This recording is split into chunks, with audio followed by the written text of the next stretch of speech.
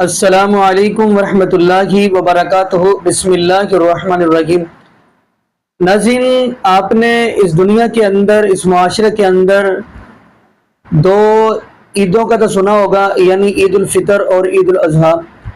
لیکن ناظرین، پوری سیاستہ کے اندر نہ ہی تو عید میلاد النبی ملتا ہے، اور نہ ہی یہ آپ نے دیکھا ہوگا 2 دن قبل عید غدیر خم، یعنی کہ اب یہ بھی عید ہو گئی ہے، یعنی چوتھی عید بھی بن گئی ہے۔ تو ناظرین، یہ کیوں منایا جاتا ہے عید غدیر غم؟ تو آئیے اسی حوالہ سے ہم آپ کو ڈاکٹر طاہر القادری حافظہ اللہ تعالیٰ کی ویڈیو دکھاتے ہیں۔ تو پھر انشاءاللہ ناظرین، ہم آپ سے سوال بھی کریں گے، بلکہ آپ کو یہ بتائیں گے آیا کہ یہ نبی پاک صلی اللہ علیہ وسلم کی موجودگی کے اندر دوبارہ آیا ہے، یہ دن آیا کیا نبی پاک صلی اللہ علیہ وسلم نے یہ عید غدیر خم منایا؟ تو پہلے ہم ناظرین آئیے ڈاکٹر طاہر القادری حافظہ اللہ کی ویڈیو سنتے ہیں، تو پھر انشاءاللہ ہم بھی اس پہ بات کریں گے۔ تو آئیے ناظرین مل کے ویڈیو جہاں اختلافات ہوتے ہیں مسالک میں، طبقات میں، ان کے مابین بھی کوئی نقطہ وجہ اتفاق ہوتا ہے۔ تو اہل بیت اطہار کی محبت چونکہ تمام طبقات میں مشترک تھی، تمام مسالک میں مشترک تھی، لہٰذا وہ 1400 سال سے مولا علی المرتضیٰ ہوں، سیدہ کائنات ہوں، حسنین کریمین ہوں، اور آف کورس ازواج مطہرات بھی اہل بیت میں ہیں۔ لیکن چونکہ بات اس وقت ان کی ہو رہی ہے، تو چونکہ سیدنا علی المرتضیٰ اور سیدہ کائنات حسنین کریمین یہ نفوس قدسیہ اہل بیت میں اطہار میں ہونے کے باعث، چونکہ تمام طبقات کے اندر ان پر عقیدہ متفق تھا، مشترک تھا، سارے عقیدہ کا متفقہ پوائنٹ تھا، مشترکہ تھا۔ خوارج نے کیا کیا کہ انہوں نے انتہا پسندی کی دراڑ ڈال کر اس قربت کو بھی ختم کر دیا، اور جو حضرت علی کا نام لے، ان کے مناقب کا بیان کرے، اہل بیت کی بات کرے، سیدہ کائنات کی بات کرے، حسنین کریمین کی بات کرے، اس کو شیعہ بنا دیا۔ یہ ایک فتنہ ڈالا امت میں، فتنہ۔ جو علی کی بات کرے، جو فاطمہ کی بات کرے، جو حسن حسین کی بات کرے رضوان اللہ تعالی علیہ مجمعین، سیدھا ایک شرانگیزی کر دی، کہہ دو کہ یہ تو شیعہ ہے۔ گویا اہل بیت اطہار کو اٹھا کر اہل سنت سے بالواسطہ انڈائریکٹلی نکال کے صرف اہل تشیع کے خانے میں ڈال دیا، اور خود لا تعلقی کر دیا اہل بیت اطہار سے۔ یہ جو فکر ہے لا تعلقی کا اہل بیت اطہار سے، یہ ایمان نہیں ہے، اسلام نہیں ہے، یہ خوارج کا فتنہ ہے، یہ خارجی عقیدہ ہے۔ اس سے دہشت گردی، انتہا پسندی کی راہ نکلتی ہے۔ اب مولا علی المرتضیٰ کا مقام ہمارے ایمان میں کیا ہے، سیدہ کائنات کا مقام ایمان میں کیا، اہل بیت اطہار کا کیا ہے، میں آپ کو حدیث سے صحیح سنا دیتا ہوں، حدیث سے صحیح۔ اب وہ تو نہ سنیوں نے بنائی ہے، نہ شیعوں نے بنائی ہے، نہ کسی مکتب فکر نے بنائی ہے، وہ تو صحیح مسلم کی حدیث ہے، سنا رہا ہوں آپ کو۔ کیا؟ صحیح مسلم کی۔ زید بن ارقم رضی اللہ تعالیٰ عنہ راوی ہیں، آقا علیہ الصلوۃ والسلام مکہ معظمہ سے مدینہ کی طرف تشریف لا رہے ہیں حجۃ الوداع کے بعد۔ جب مدینہ طیبہ کے پاس پہنچے، غدیر خم ایک مقام ہے، جب قریب پہنچے تو آقا علیہ السلام نے فرمایا، تمام صحابہ کرام کو جمع کیا۔ اب حدیث کو غور سے سنیں، اور میں متوجہ کر رہا ہوں ان علماء کو، اہل سنت علماء کو، اور ان دینی لوگوں کو، اور ان نوجوانوں کو، اور ان مذہبی ذہن رکھنے والے لوگوں کو کہ توجہ سے سنیں، کتنا بڑا فتنہ خوارج ہمارے عقیدے میں داخل کر دیا گیا ہے۔ ہمیں اپنی اصلاح کرنی چاہیے اور پلٹ کر اصل عقیدے پر آنا چاہیے، اصل عقیدے۔ اب یہ صحیح مسلم کی حدیث ہے، اور فرمان ہے رسول پاک صلی اللہ علیہ وآلہ وسلم۔ صحیح مسلم کی اس لیے منتخب کی ہے کہ اس کی صحت پر کسی کو شک نہ رہے، کوئی یہ نہ کہے کہ صحیح نہیں ہے، وہ حدیث سے صحیح ہے۔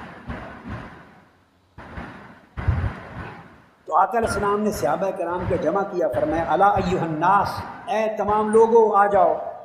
فانما انا بشر یوشک ان یاتی رسول ربی فاجیب، آؤ جمع ہو جاؤ، میں ایک انسان ہوں،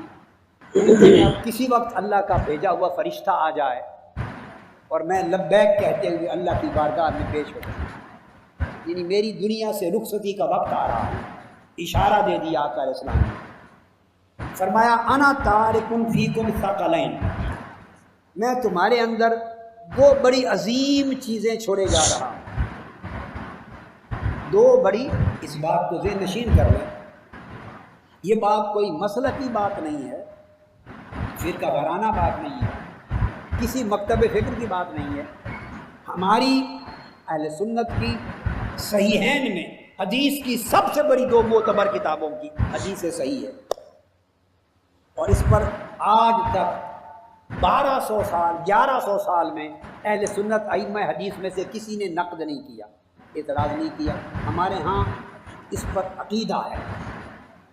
یہ اہل سنت کا عقیدہ ہے۔ آقا علیہ السلام نے فرمایا میں تمہارے اندر دو بڑی عظیم چیزیں چھوڑے جا رہا ہوں، اولہما کتاب اللہ، سب سے پہلی چیز اللہ کی کتاب قرآن، فیہ الہدی والنور، اس قرآن میں ہدایت بھی ہے اور نور ربانی بھی ہے، فخذوا بکتاب اللہ، پہلا حکم یہ دیتا ہوں واستمسکوا بہ، اللہ کی کتاب کو پکڑ لو اور مضبوطی سے قرآن کے دامن کو تھام لو، قرآن کو تھام لو، واستمسکوا بہ، قرآن کو تھام لو، فحث علی کتاب اللہ ورغب فیہ، پھر قرآن مجید کی تاکید کی آقا علیہ السلام نے اور بڑی سخت تاکید فرمائی، اس کو اپنا لو، قرآن سے دوری اختیار نہ کرو۔ ثم قال، اس کے بعد آقا علیہ السلام نے فرمایا پہلی عظیم چیز جو میں تمہارے اندر تاکہ ہدایت پہ رہو، تمہارا عقیدہ اور ایمان صحیح رہے، میں چھوڑے جا رہا ہوں، انی تارکن، میں چھوڑے جا رہا ہوں دو عظیم چیزیں، یہ بات کہ لوگوں نے نہیں بنائی دو عظیم چیزیں، یہ کسی فرقہ و مسلک نے نہیں بنائی، آقا علیہ السلام کا فرمان ہے کہ میں تمہاری ہدایت اور رہنمائی کے لیے دو عظیم نعمتیں چھوڑے جا رہا ہوں، ایک قرآن، پھر دوسری ثم قال اہل بیتی، دوسری میری اہل بیت، دوسری میری اہل بیت۔ اب قرآن مجید کو تھامنے، مضبوطی سے تھامنے کی تاکید فرما دی تھی، جب اہل بیت کا ذکر کیا، میری اہل بیت، فرمایا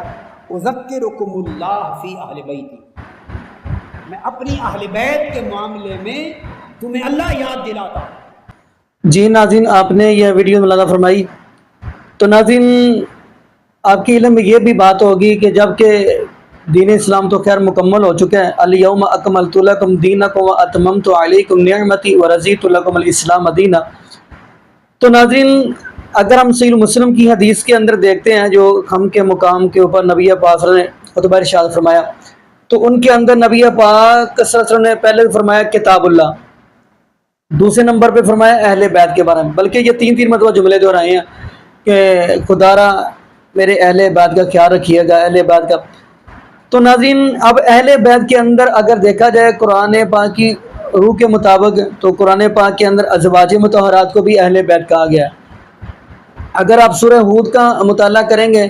تو جب نبی ابراہیم علیہ السلام کے پاس فرشتے آئے ہیں، وَلَقَدْ جَاءَتْ رُسُلُنَا إِبْرَاهِيمَ